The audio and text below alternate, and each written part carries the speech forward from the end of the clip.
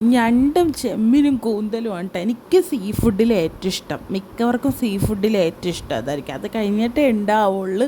ഒരു സെക്കൻഡറി ഓപ്ഷനായിട്ട് നമുക്ക് വെക്കാൻ പറ്റുന്നതായിരിക്കും മീൻ.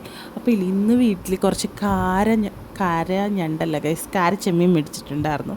അപ്പോൾ ഉച്ചക്ക് മേടിച്ചതാണ്. അത് ഞാൻ ക്ലീൻ ചെയ്തിട്ട് മസാലയൊക്കെ പുരട്ടി ഫ്രിഡ്ജിൽ വെച്ചു. എന്നിട്ട് വൈകിട്ട് വറുക്കാൻ പോവാണ്.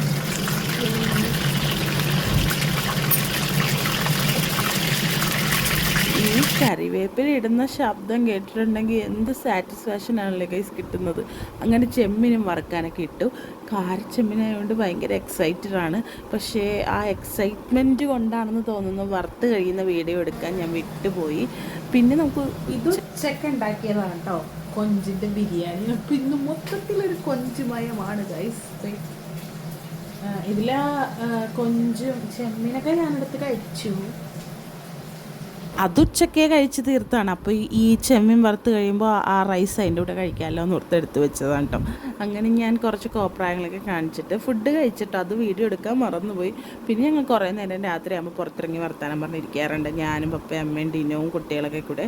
അപ്പോൾ ഇതേ കുട്ടികളുടെ ഓരോ റൂത്താണെങ്കിൽ ഫുൾ ബഹളമായിരിക്കും. അങ്ങനെ ഞങ്ങൾ പിന്നെ പോയി കിടന്നു. അപ്പോൾ അത്രേ ഉള്ളൂ.